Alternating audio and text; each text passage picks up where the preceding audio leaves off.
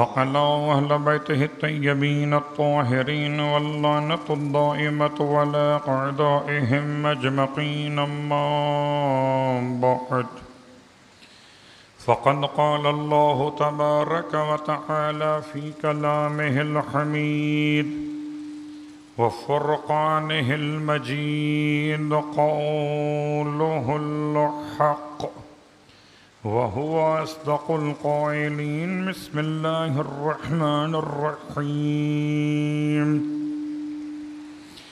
وإذ قلنا للملائكة قال أرأيتك هذا الذي كرمت علي لئن أخرتني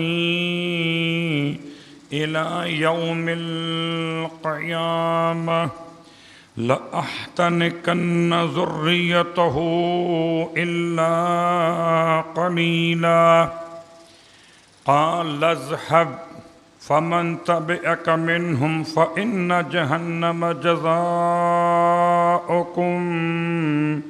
جزاء موفورا. واستفزز من استطعت منهم بصوتك وأجلب عليهم بخيلك ورجلك وشاركهم في الأموال والأولاد وعدهم وما يعدهم الشيطان إلا غرورا.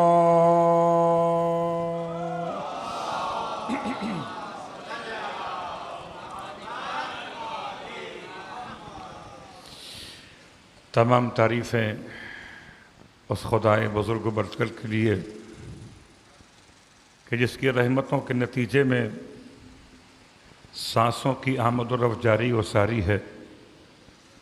ہر سانس کی آمد پر بھی شکر خدا واجب ہے. اس بدلتے موسم میں ہر سانس کے مکمل ہونے پر بھی شکر خدا واجب ہے. اور تمام ہدیہ درود و سلام و نزوات مقدسات کے لیے کہ جن کے وجود کی برکتوں سے سانسوں میں خوشبو ولایت جاری و ساری. الحمدللہ الذی جعلنا من المتمسکین بالقرآن العظیم وجعلنا من المتمسکین بولایت علی و فاطمة الزہراء. سلام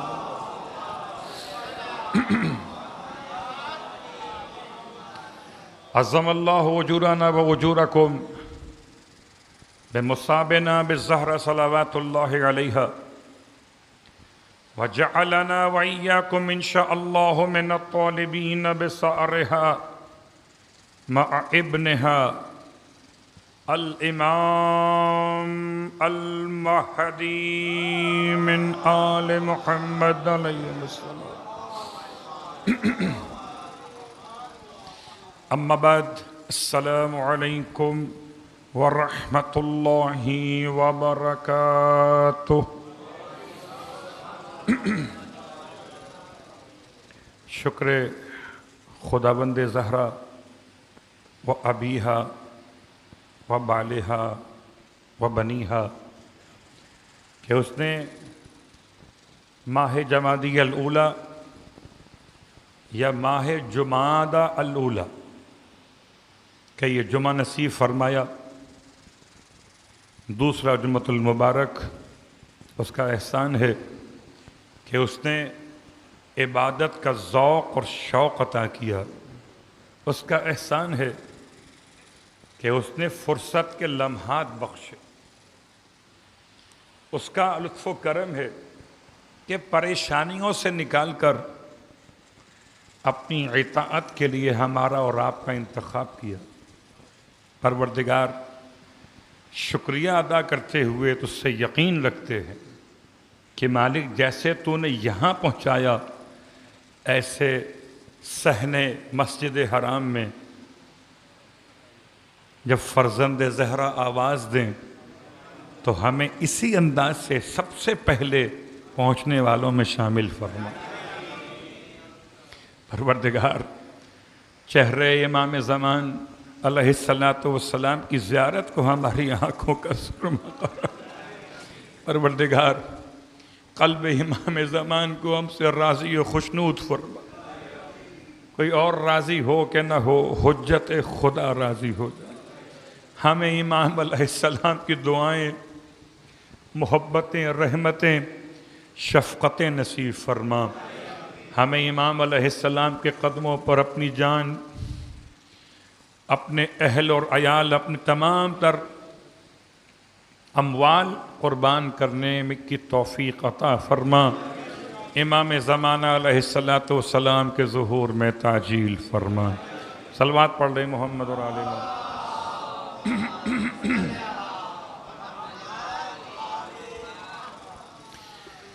سامعین محترم، حاضرین گرامی قدر، آپ کی خدمت مقدس میں مسلسل گفتگو ہے ایک ایسے دن کی تلاش میں کہ جس دن میں خدا کے اطاعت گزار تو رہیں گے لیکن شیطان مردود نہ رہے گا۔ وہ دن کتنا بہترین دن ہوگا جبکہ انسان شیطان مردود کے شر سے محفوظ ہوگا۔ بظاہر تو ایک مثال ہمارے اور آپ کے لیے قائم فرما دی گئی کہ اپنے خطبہ شعبانیہ میں اللہ کے حبیب نے ارشاد فرمایا، ماہ مبارکہ رمضان کی آمد کے اعتبار سے اس ماہ مبارک میں شیطان قید کر دیا جاتا ہے۔ ایک دن نہیں، پورے 30 دن، یا چاند کے اعتبار سے 29 دن۔ یا تو پیغمبر نے جو فرمایا اسے مان لیجئے، ورنہ پیغمبر کو ماننا ہی مشکل ہو جائے گا اگر یہ بات نہ مان سکے کہ شیطان قید میں ہے، اب کون بہکاتا ہے۔ پچھلے جمعے کا سوال آ گیا واپس، پچھلے جمعے کا سوال واپس آ گیا کہ سب کو شیطان بہکاتا ہے، شیطان کو کس نے بہکایا تھا؟ اور اگر اللہ کے رسول کا فرمان ہماری اور آپ کی جان قربان ماہ رمضان میں شیطان قید میں ہے تو چھوڑے میرے اور آپ کے مسائل، ماہ مبارکہ رمضان میں سب سے بڑا جرم کیا ہوا؟ شہادت امیر المومنین علی ابن ابی طالب علیہ السلام۔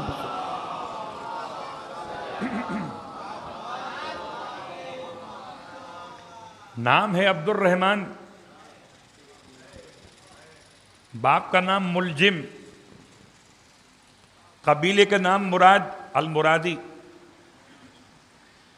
تو بتائیے شیطان نے جو قید میں ہے تو کیا قید خانے سے بہکایا تھا؟ اور اس تاریخ کے علاوہ پورے زندگی بھر کے ماہ رمضان کون بہکا رہا؟ شیطان تو قید میں ہے۔ اس دن کی تلاش میں چلے کہ جس دن شیطان نہیں ہوگا، شیطان کی روح کیسے قبض ہوگی، ملک الموت کتنی تیاری کے ساتھ آئیں گے، اور شیطان کیسے فرار کرے گا ملک الموت کو دیکھ کر۔ یہ تمام باتیں ہیں جو شیطان سے متعلق ہمارے پاس عام طور سے بیان نہیں کی جاتی۔ تو ماہ مبارکہ رمضان یا سمجھیے کہ شیطان کو بہکانے والا کون، جبکہ شیطان تو فرشتوں کے ساتھ بیٹھا ہوا، شیطان تو فرشتوں کے ساتھ بیٹھا ہوا۔ اب اس شیطان کو اس وقت کس نے شیطان بنایا؟ خدا نے تو شیطان نہیں بنایا اسے، پھر کس نے بنایا؟ شاید آپ کو یاد ہو، میں نے آپ کی خدمت مقدس میں 15 مناجات میں سے ایک مناجات کا تعارف کرایا تھا اس کا نام ہے مناجات الشاکین، شکایت کرنے والوں کی مناجات۔ اور یہ 15 مناجات کا لفظ آپ کے اذہان میں محفوظ ہونا چاہیے کہ اس سے مطلب امام سجاد علیہ السلام کی مناجات ہے۔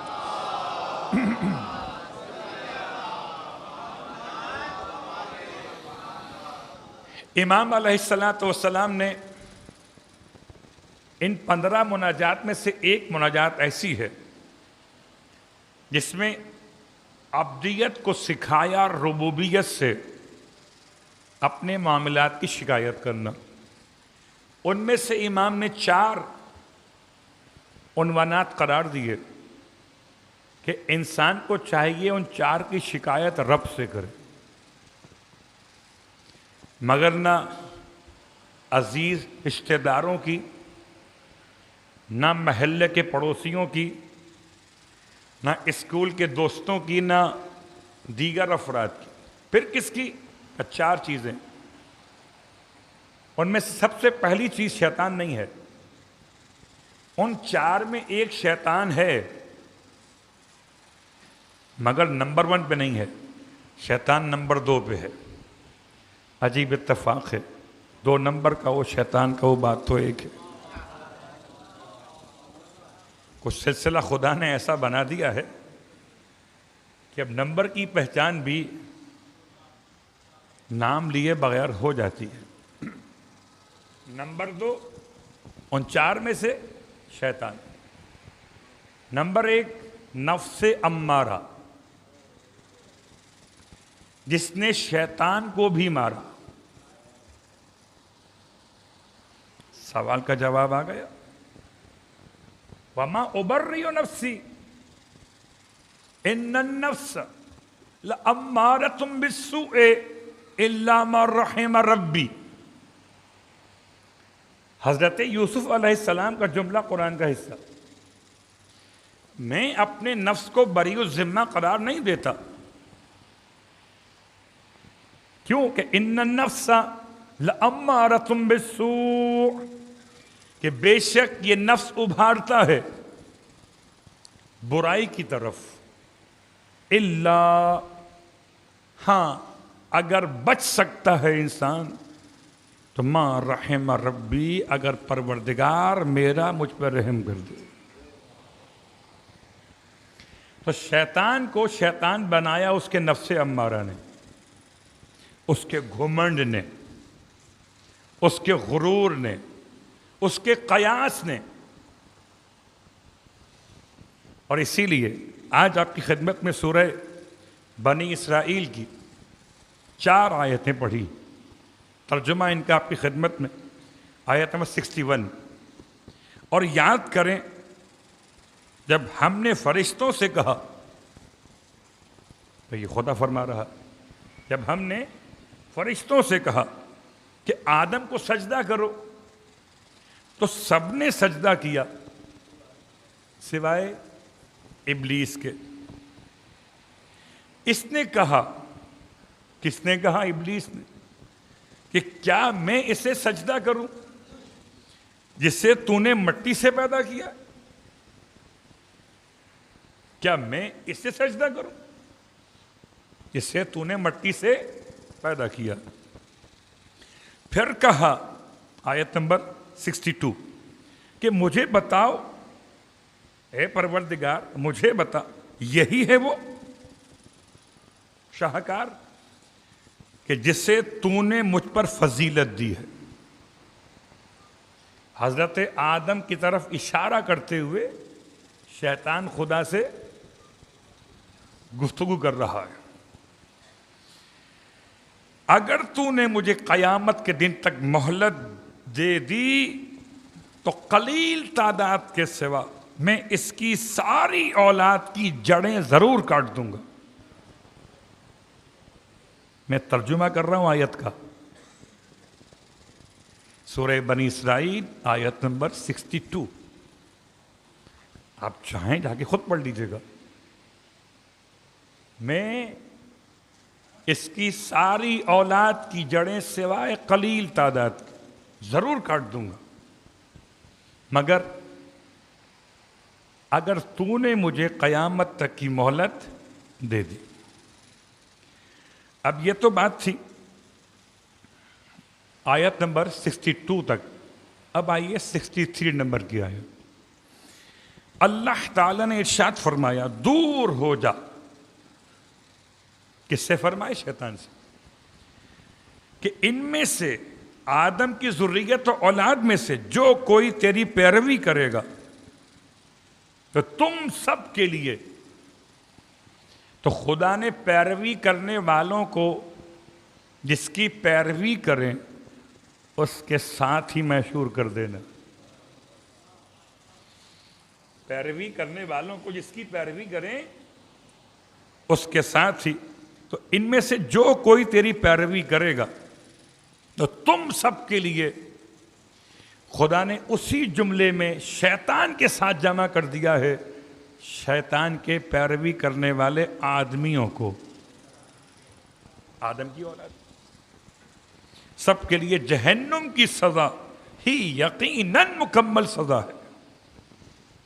آیت نمبر 63 کا ترجمہ ہو گیا. اور آیت نمبر 64 سورہ بنی اسرائیل. اور ان میں سے تو جس جس کو اپنی آواز سے لغزشوں سے دوچار کر سکتا ہے تو کر. خدا کو بڑا ناز ہے اپنے والوں پر. کچھ بھی کر لو میرے والے. میں اپنے الفاظ کو بدل دیتا ہوں, سیاسی الفاظ لے آتا ہوں. میرے ووٹ پکے ہیں. تم جو چاہو پریس کانفرنس کروا لو. تو بات پڑھے محمد اور آل محمد. میرے ووٹ پہ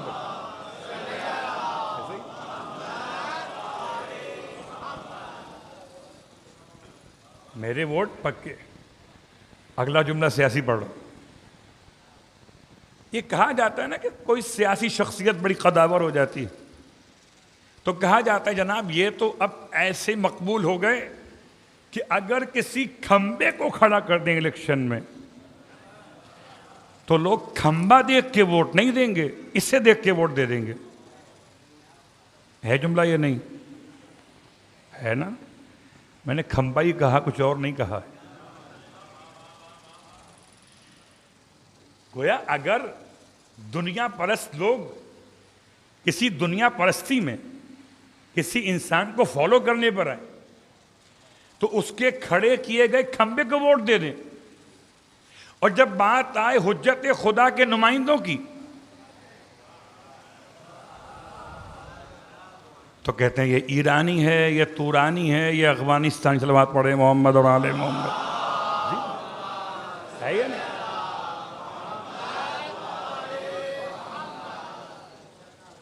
آسان تھوڑی ہے کوئی. خدا کو بڑا ناز ہے اپنے بندوں پر. خدا نے شیطان کے چیلنج کو چیلنج کر دیا ہے کہ تو جن کو بہکا سکتا ہے, جن کے قدموں میں لغزش پیدا کر سکتا ہے تو کر. عجیب جملہ ہے. اور ان میں سے تو جس جس کو اپنی آواز سے شیطان کی آواز. شیطان بولتا بھی ہے, شیطان گونگا نہیں ہے, اور ایسے بولتا ہے کہ اس کا بولنا بڑا اچھا لگتا ہے. اس کا بولنا بڑا اچھا لگتا ہے اور ایسے وقت پہ آ کے بولتا ہے. اس وقت آپ کو یعنی انسانوں کو اس کے بولنے کی ضرورت محسوس ہوتی. جب بڑی آگ روشن کی نمرود کے قوم والوں نے, سرکاری تو کام ہو ہی رہا تھا, عوامی کام بھی تھا کہ عوام نے بھرپور ڈونیشن دیا اس آگ کو روشن کرنے کے لیے. بہت غور کیجئے, نمرود کے ماننے والوں نے, عام پبلک نے بھی دامے درہمے سخنے آگ جلانے کے لیے ڈونیشن دیا. حتیٰ کہ وصیت کر رہے تھے بوڑھے افراد کہ اگر ہم مر بھی گئے اس آگ جلائے جانے کے دن تک تو یہ ہماری میراث آگ کے جلانے میں استعمال کی جائے. آگ جلا تو لی اور دل کی آگ تھی باہر آ گئی. اس آگ میں ابراہیم علیہ السلام کو ڈالیں کیسے؟ اب نمرود بھی پریشان ہے, نمرود کی اسٹیبلشمنٹ بھی پریشان ہے.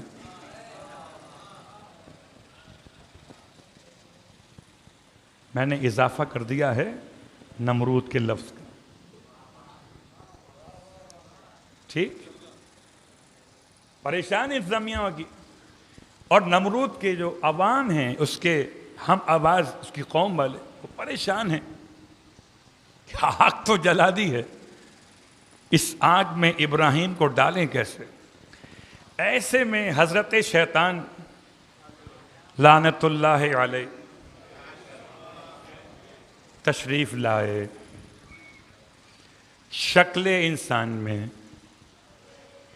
جیسے نمرود کے لوگ تصور کر سکتے تھے کوئی نصیحت کرنے والا ان کے جیسا ہے, ان کے جیسا ہے, ویسے حضرت شیطان نے گیٹ اپ کیا. اللہ اکبر. کسی نے, اب مثال بڑی سخت ہے, آپ کی خدمت میں لفظ گیٹ اپ کو واضح کر دوں. ایک بچے نے باپ سے پوچھا, بابا یہ سب سے بڑا جادو کہاں پر ہوتا ہے؟ باپ نے بیٹے سے کہا سب سے بڑا جادو ہوتا ہے بیوٹی پارلرز کے اندر.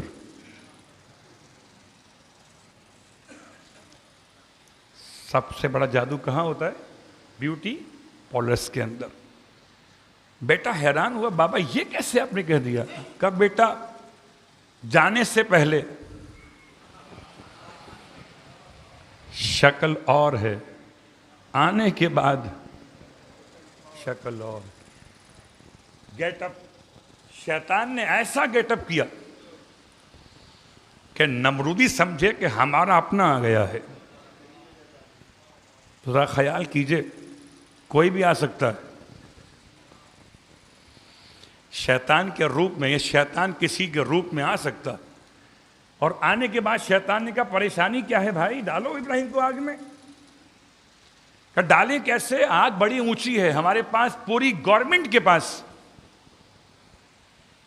اتنی صلاحیت نہیں ہے کہ ایک ابراہیم کو آگ میں ڈال سکیں.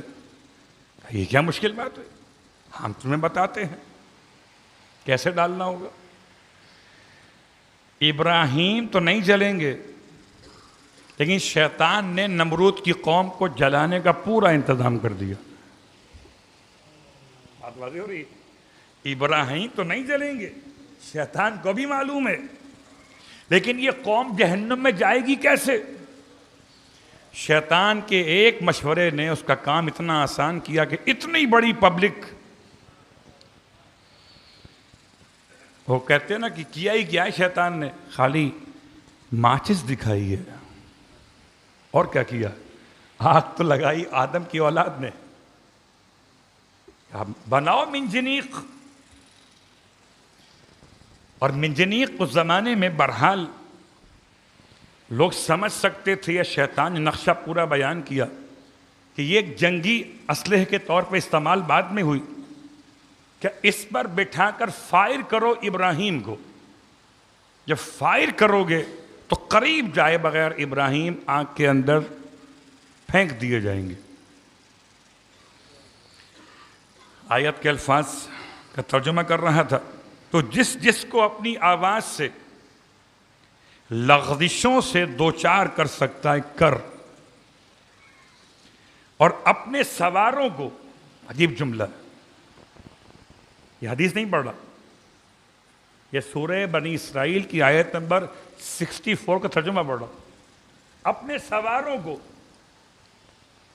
اور اپنے پیادوں کو, تو شیطان کی سواری بھی آتی ہے, اس کے لشکر بیٹھ کر بھی آتے ہیں, اس کے لشکر پیدل بھی آتے ہیں. اب یہ نہ سمجھنا کہ صرف سواری ہوگی تو وہ شیطان کا سپاہی ہوگا, پیدل بھی آ سکتا. اپنے سواروں کو پیادوں کے ساتھ ان پر چڑھائی کر دے, اور ان کے اموال اور اولاد میں ان کا شریک بن جا. اموال میں اور اولاد میں شریک بن جا. پچھلے جمعے میں نے ایک اشارہ کیا تھا، اور شاید آج بھی لگتا ہے مجھے وقت نہیں آ پایا اس کا. شیطان کی اولاد، شیطان کی بیٹی کا نام کیا، شیطان کے بیٹوں کے نام کیا؟ وہ ایک خاص وجود، اسے ہم نے حارث کے نام سے بیان کیا، جو بعد میں ابلیس کہا گیا، شیطان کہا گیا. اور حارث جب اوپر تھا تو کہا گیا عزازیل، طاؤس الملائکہ. لیکن اب اس کے بعد خدا نے اس کو صاحب اولاد کیا کہ نہیں کیا، وہ الگ ہے. اس کی بیٹی کا نام کیا ہے، اس کی کنیت کیا بن رہی ہے.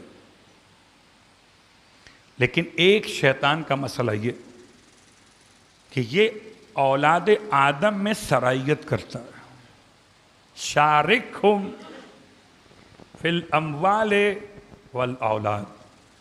ہر وہ مال جس میں غصب ہو، جس میں کسی مظلوم کی بد دعا شامل ہو، ہر وہ مال جو کسی مسلمان کو اذیت پہنچا کے سود کے نام سے لیا گیا ہو،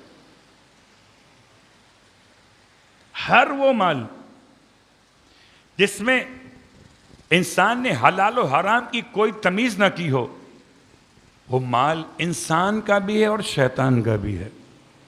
سگنیچر آپ کرتے ہیں، نیچے شیطان بھی کر دیتا ہے.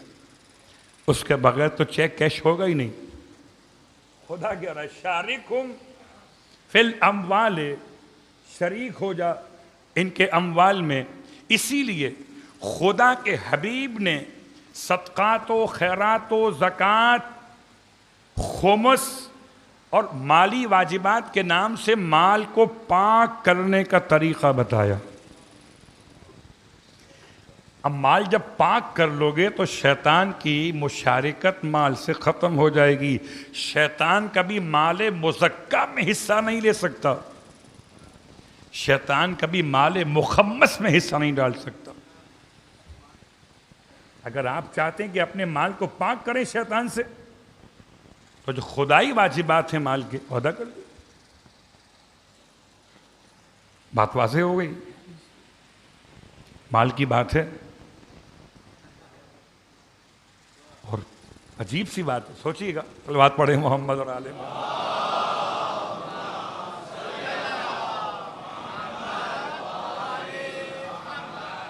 میرے ہاتھ کی یہ 5 انگلیاں، یا آپ کو 4 گئے انگوٹھا گئے ایک کو بنا لیے، بچوں کی بات ہے. یہ 5 انگلیاں ہیں ہاتھ میں. بتائیے ایک انگلی اگر الگ کر دی جائے تو یہ باقی یہ 4 کام کرتی یا نہیں کرتی؟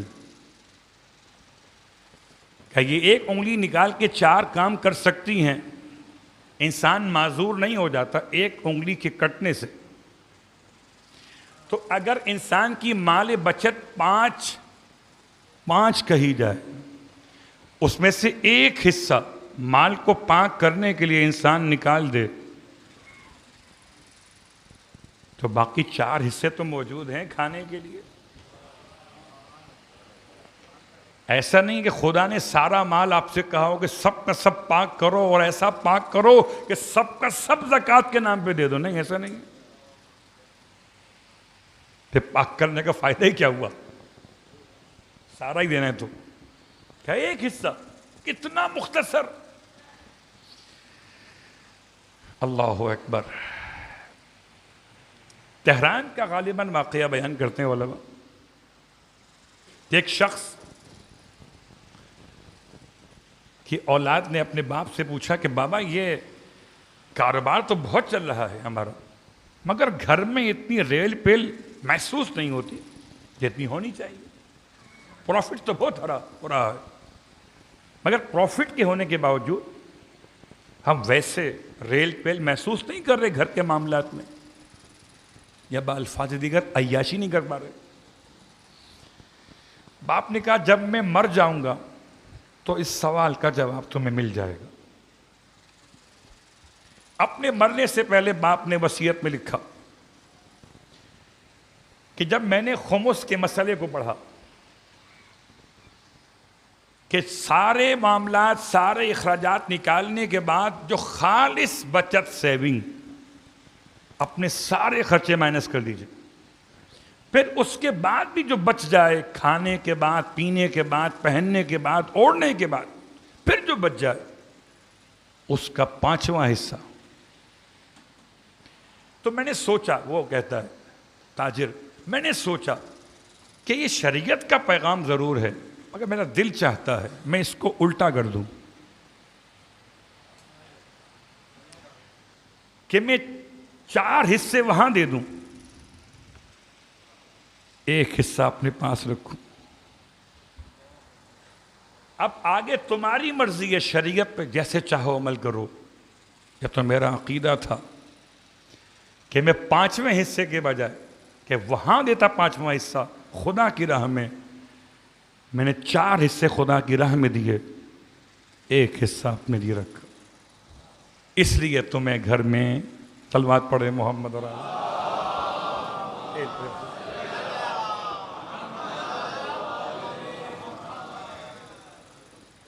اموال میں شریک ہو جاؤ اور اولاد میں. شارکہم فی الاموال والاولاد. اولاد میں شیطان شریک کیسے ہوتا ہے؟ بڑا سخت جملہ ہے، اور یہ صرف اشاروں میں، کنایوں میں مکمل ہوگا. جب کوئی انسان مقاربت کے عمل کو انجام دیتا ہے، یعنی باہمی ازدواج کی بنیاد پر اپنی نسل کو آگے بڑھانا چاہتا ہے، اور اگر اس خاص وقت میں جبکہ نسل انسانی کی بنیاد رکھ رہا ہو، اگر خدا کا نام نہ لے، گناہوں کے ماحول میں مختلف مناظر کو دیکھتے ہوئے اگر اپنے اس عمل کو برباد کر دے تو عمل کیسے برباد ہو؟ اولاد تو ہوگی مگر خالی آدم کی نہیں ہوگی. ہے اس کو ہم بڑے سخت جملے میں کہتے ہیں، بسم اللہ کے بغیر ہو تو شیطانی ہوگا، بسم اللہ کے ساتھ ہو تو رحمانی ہوگا. بس یہ ایک جملہ کافی سمجھنے کے کہ شیطان اولاد میں شریک کیسے ہوتا ہے. تو خیال کیجئے گا کہ پروردگار نے شیطان کو کھلی چھوٹ دی اس حوالے سے، اور ہمیں اور آپ کو متوجہ کر دیا. اور یہ آیت آج نہیں آئی ہے کہ میں آج پڑھ رہا ہوں، اسے 1400 سال پہلے سرکار ختم یہ مرتبہ صلی اللہ علیہ وسلم کا ہے.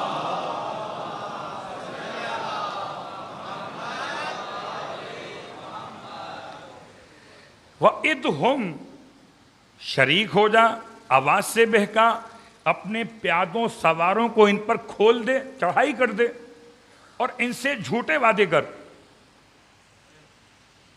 وَمَا يَعِدُهُمُ الشَّيْطَانُ إِلَّا غُرُورًا، اور شیطان کا جو وعدہ ہے وہ سب دھوکہ ہے. شیطان کے جتنے وعدے ہیں سب دھوکے. آنکھیں کھل جانی چاہیے کہ جسے ہم بہت معمولی سمجھ رہے تھے، وہ شیطان کتنا طاقتور ہے.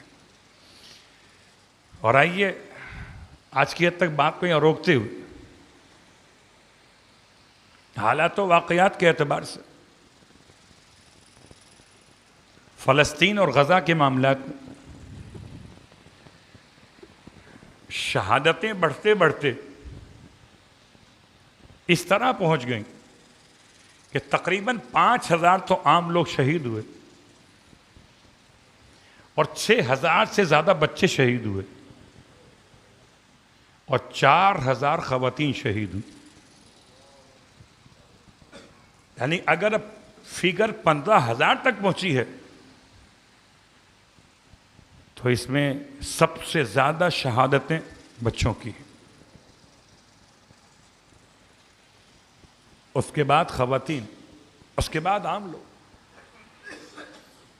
کیا اسپتال اور کیا مریض اور کیا کمزور، سب کو روند دیا گیا.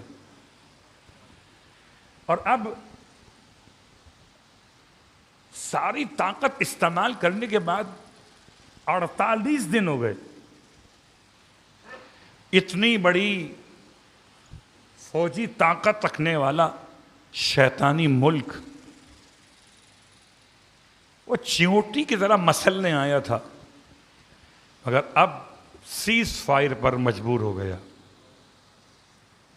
سیز فائر ہونا جمعرات کو تھا صبح 5 بجے،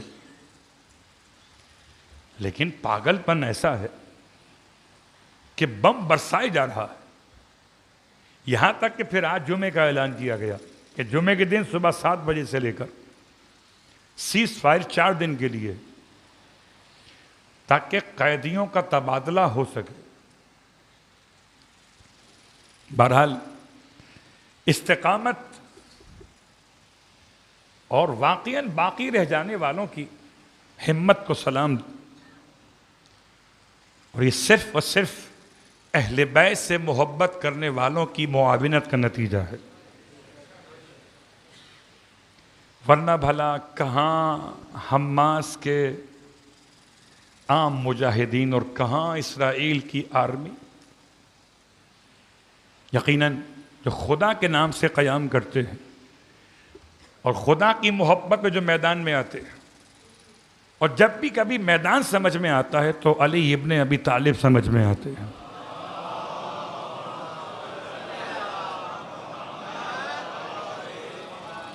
کہ کسی اور کا نام لے کر کیا میدان میں رکے انسان، تو خود میدان میں نہ رکے ہوں ان کے نام سے کیا توانائی ملے گی. نہ خدا کو لڑتے ہوئے دیکھا، نہ مصطفیٰ کو جنگ کرتے ہوئے دیکھا. ہر میدان اسلامی میں جس نے دیکھا تو علی ابن ابی طالب کو جنگ کرتے ہوئے دیکھا. اسی لیے یہاں نشان حیدر ہے، یہاں نعرہ حیدری ہے.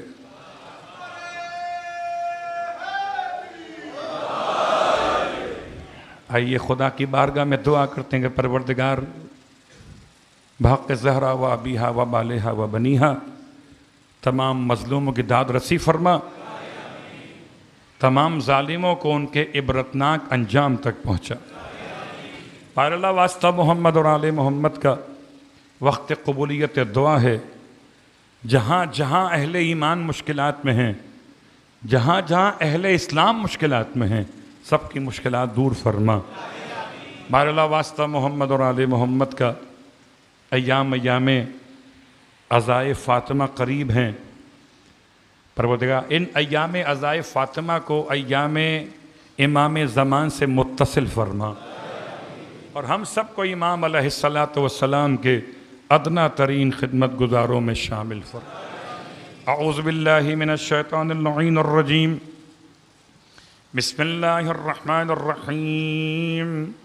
انا قاطعناک الکوثر فصل لربک وانحر ان شانئک هو الابتر.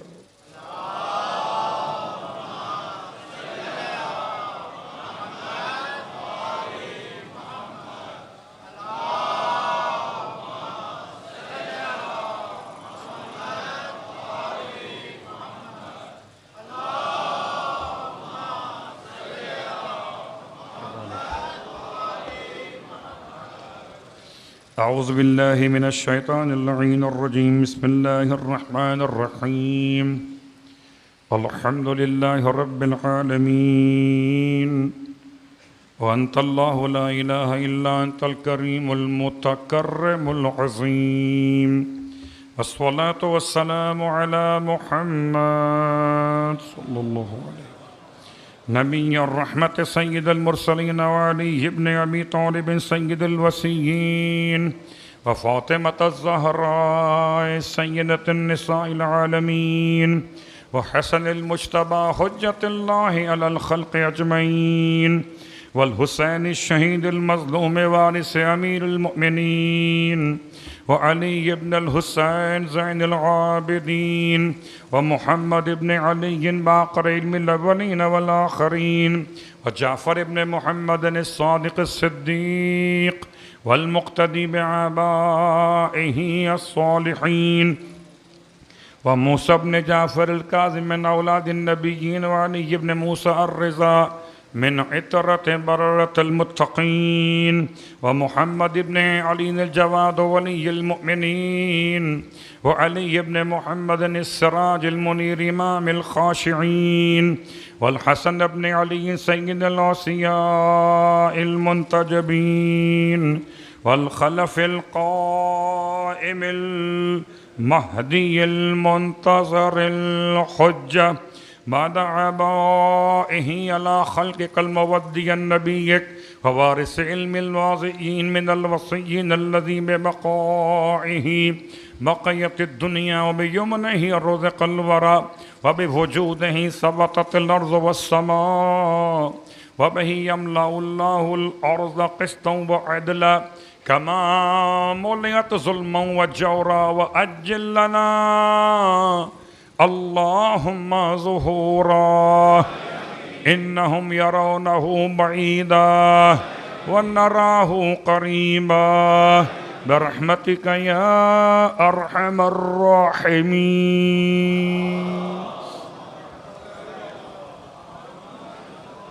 تمام تعریفیں پروردگار تقوی اور مغفرت کے لیے اور تمام ہدیہ درود و سلام وسیلہ گانے تقوی اور مغفرت کے لیے.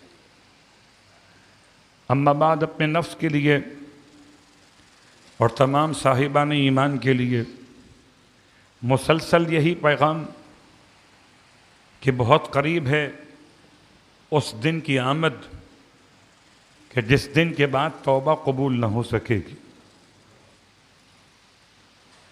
تو ابھی یہ زمانہ مثل شب عاشور کے روز عاشور سے پہلے والا ہے کہ جو تائب ہو سکے ارادہ خدمت فرزند زہرا کر سکے تیار ہو جائے. روز عاشور پھر جان قربان کرنے کا دن ہوگا، پھر اس کی مہلت نہ مل سکے. بہت بڑی ذمہ داری ہے، خدا کا بڑا احسان ہے. کچھ لوگ پریشان ہوتے ہیں جنہیں یہ بات سمجھ میں نہیں آتی کہ ایام فاطمیہ اتنے زیادہ ہوتے چلے جا رہے ہیں کہ اب ہم کہاں جائیں. تو پریشان ہونے کی کیا بات ہے؟ ایام فاطمیہ آپ سے کچھ مطالبہ نہیں کر رہے. آپ منائیے نہ منائیے ایک ہی مجلس کیجیے. آپ سے کس نے کہا؟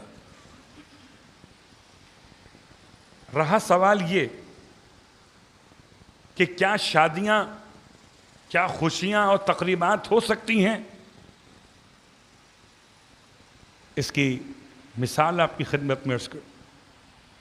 حضرت خدیجہ طاہرہ سلام اللہ علیہا اور مولا ابو طالب علیہ السلام کے انتقال کے بعد رسول خدا نے پورا سال غم کا منایا تھا. تو کیا پورے سال کو شادی نہیں ہوئی تھی؟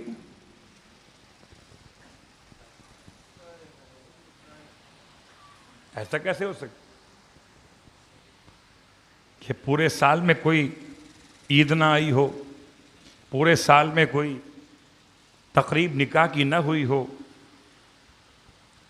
تو غم منانا اپنے مقام پر ہمارے اور آپ کے لیے مسئلہ یہ کہ ہم یہ سمجھتے ہیں کہ شاید جب سے ایام فاطمیہ کا آغاز ہو جائے تو اب غم کے علاوہ کچھ اور نہ رہا. اس کی پابندی کیجئے صرف ان مخصوص تاریخوں میں جو ایام شہادت سے متعلق روایتوں میں آئی ہیں، اور اپنی ہر خوشی اور ہر تقریب کو پورے سال پر ایسا رکھیے کہ تقریب ہو، خوشی ہو، شادی ہو، مگر آل محمد کی ناراضگی نہ ہو۔ اور کیا آپ مجھ سے بہتر نہیں جانتے یہ بات کہ میرے اور آپ کے گھروں میں جب کوئی دولہا بنایا جاتا عروس، تو کیا جناب علی اکبر کا نوحہ نہیں پڑھتے؟ کیوں پڑھ رہے؟ یہ تو غم ہے، یہ خوشی ہے، آپس میں کیسے میچ کرے گی؟ تو اگر سال بھر چاہے غدیر ہو، ربیع الاول کی 17 ہو، رجب کی 13 ہو، اگر میں اپنے بیٹے کو دولہا بناتا ہوں تو میرا دل چاہتا ہے کہ میں اکبر کا ماتم کروں۔ کیا یہ حرام ہے؟ کیا یہ مکروہ ہے؟ یہ پیروی ہے حضرت امام سید سجاد کہوں یا پیروی ہے حضرت زینب کبریٰ کہوں، کہ اگر آل محمد کو آپ اپنے تقریبات میں بلانا چاہتے ہیں تو غم کربلا کے بعد بلانے کا ایک سلیقہ یہ بھی ہے کہ غم آل محمد کا بیان کر لیا جائے، ورنہ تو چلیے چھوڑیے اس بات کو بھی۔ میں اپنے بیٹی کی شادی کر رہا تھا اپنے باپ کے انتقال یا اپنی ماں کے انتقال کے بعد،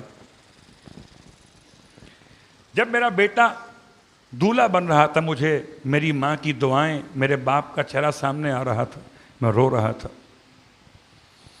کہ ابا حضور زندہ ہوتے بڑی محبت سے اسے پالا تھا، اماں ہوتی تو اس کا صحرا دیکھتی کتنا خوش ہوتی، آنکھوں سے آنسو جاری ہو رہے تھے، تو سب مل کے کیا کہتے تھے کہ روئیے مت، یہ تو ان کی دعاؤں کا نتیجہ ہے۔ تو اگر اپنی خوشی کے موقع پر کوئی اپنا عزیز یاد آ گیا اور آنکھوں میں آنسو آ گئے تو کیا فرق پڑتا؟ بس خیال یہ کرنا ہے کہ اتباع معصوم رہے، خوشی رہے یا غم رہے، ایسا کبھی نہ ہو کہ معصوم کی مخالفت ہو جائے۔ تو ایام فاطمیہ کے حوالے سے گرچہ یہ جمادی اولیٰ کے ان ایام میں ہم ہیں کہ جن میں کل کی تاریخ و تاریخ ہوگی، جنگ جمل کا حوالہ بھی کل سے ہے، اور جنگ جمل کے ساتھ ساتھ ایک مصیبت اور مصائب کا حوالہ بھی کل سے ہے۔ 13 ہے جمادی الاولیٰ، 75 دن کی روایت کے اعتبار سے سیدہ کی تاریخ شہادت، مگر 3 دن پہلے کیا ہوا ہے اس کو بیان کرنے سے پہلے آخری جملہ کہ میں یہ سمجھتا ہوں کہ کم از کم ہمارا مزاج ایسا ہو گیا ہے کہ جب میں یہ سیاہ لباس پہن لیتا ہوں یا جب ایام عزا کے ایام فاطمیہ کے بینر لگ جاتے ہیں تو مجھے گناہ کرتے ہوئے شرم محسوس ہوتی ہے، مجھے گناہ کرتے ہوئے شرم محسوس ہوتی ہے کہ یہ رونے کے دن اہل بیت کے اور میں گناہ کر رہا۔ تو اگر یہ بہانہ تقوی کا بن رہا ہے تو اس میں کیا برائی ہے؟ سیدہ کی شہادت تو 1 تاریخ کو کسی ہوگی، مگر مصائب سیدہ تو مسلسل تھے۔ کیا مطلب ہے؟ یا 40 دن کی روایت ربیع الثانی کی 8 تاریخ، یا 45 دن کی روایت ربیع الثانی کی 13 تاریخ، یا 75 دن کی روایت جمادی اولیٰ کی 13 تاریخ، یا 95 دن کی روایت جمادی الثانی کی 3 تاریخ۔ ایک کوئی تاریخ ہوگی نا بی بی کی شہادت۔ شہادت سے پہلے کیا ہے؟ شہادت تو 1 دن کا واقعہ ہے، اس سے پہلے کیا ہے؟ مولا حسین تو ایک دن شہید ہوئے تھے 10 محرم کو. 9 محرم کو ماتم کیوں کرتے ہو؟ 8 محرم 7 محرم 6 محرم ماتم کیوں کرتے ہیں؟ اور مولا کی شہادت کے بعد سویم، مولا کا سویم، مولا کا چہلم، اب ماتم کیوں کرتے ہو؟ آپ کہیں گے نا کیسے اپنے باپ کے چہلم کے بعد ہم سے ہنسا نہیں جاتا، تو کیسے ممکن ہے کہ حسین کا ماتم روک دیں؟ بس عزیزو، ہم سب کو یہ بات سمجھنی چاہیے کہ ایسا نہ ہو کہ نادانستگی میں ہم ایام فاطمیہ کے حوالے سے کوئی ایسا جملہ زبان پہ لے آئیں جو بعد میں ہماری آخرت کو برباد کر دے. تو میں آپ کی خدمت میں عرض کرتا ہوں کہ آپ کسی کی پرواہ مت کیجئے. آپ کرنا چاہتے ہیں مجلس کیجئے، نہیں کرنا چاہتے نہ کیجئے. آج سے 20 سال پہلے کون سی مجلسیں ہوتی تھیں ان تمام دنوں کے اندر؟ تو آپ بھی مت کیجئے. مجلس کرنا نہ کرنا موضوع نہیں ہے. ایام فاطمیہ کی مخالفت مت کیجئے، اس لیے کہ یہ مخالفت مجھے اور آپ کو مہنگی پڑ سکتی ہے. سیدہ اتنی مظلومہ ہیں کہ اگر 1 دن نہیں، 10 دن نہیں، یہ 20 دن نہیں، ساری زندگی بھی اگر انسان سیدہ کی مصیبت کو یاد کر کے رونا چاہے تو حق تعزیت ادا نہیں ہو سکتا. اللہ اکبر. عزیزو، 10 تاریخ کو کیا ہوا تھا وہ جملہ سن لیجئے اور بس اس پہ گفتگو تمام کر دوں گا. 10 جمادی الاولیٰ کو تاریخ بتاتی ہے اہل بیت کی کہ جناب سیدہ نے اپنی شہادت سے 3 دن پہلے جناب زینب کو بلایا تھا. جناب زینب کبریٰ کتنی بڑی ہوں گی؟ جب ماں 18 سال کی ہے تو بیٹی کتنی بڑی ہوگی؟ 5 سال کی یا 6 سال کی؟ اختلاف ہے. وقت شہادت سیدہ فاطمہ زہرا بی بی کی بڑی بیٹی یا 5 سال کی ہے یا 6 سال کی. اپنے قریب بلا کے ارشاد فرمایا، ایک پیراہن حضرت ابراہیم کا میراث میں چلا آتا تھا انبیاء کی، اسے نکال کے اپنی بیٹی زینب کے حوالے کیا.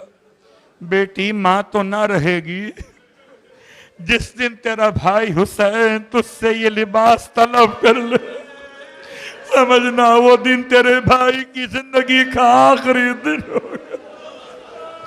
وہ پیرہن حسین جناب زینب کبریٰ کے سپرد کیا.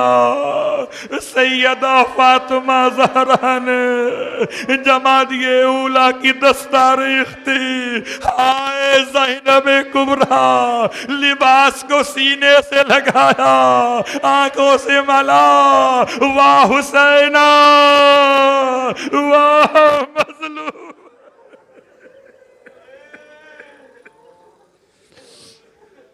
اللہ ولعنت اللہ علی القوم الظالمین وسیعلم الذین ظلموا ای منقلب ینقلبون. بار اللہ واسطہ محمد اور آل محمد کا ہماری اس عبادت کو اپنی بارگاہ میں قبول فرما. شہزادی کونین کے قاتلوں پر، ان کو اذیت پہنچانے والوں پر، ان پر الفاظ سخت کہنے والوں پر، ان کی مخالفت کرنے والوں پر جو ناقابل ہدایت ہیں، ان کو تباہ و برباد فرما. صلوات پڑھ لیں محمد اور آل محمد.